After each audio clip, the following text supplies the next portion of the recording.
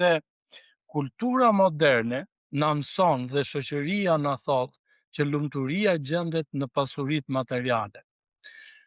Kultura moderne gjithashtu na thot se realizimi personal është qëllimi më i lartë. Pra, mjafton që neve të jemi të kënaqur, mjafton që neve të jemi të plotësuar.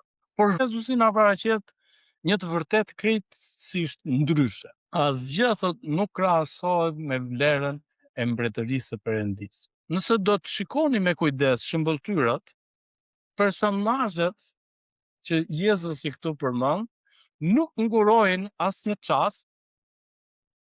Njeriu që gjen thesarin nga gëzimi shkon e shet gjithçka.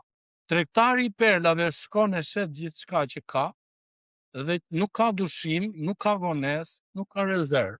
Por ne duhet të kuptojmë vlerën e vërtet të gjërave.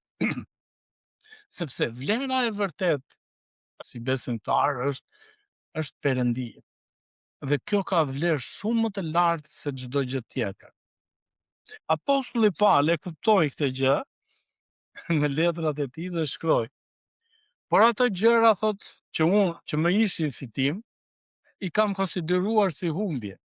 Sot në 2026 ne jetojmë në epokën e zgjedhjeve të pafundit. Por mbretëria e Perëndisë na mëson edhe na thret dhe thot dhe kërkon gjithçka.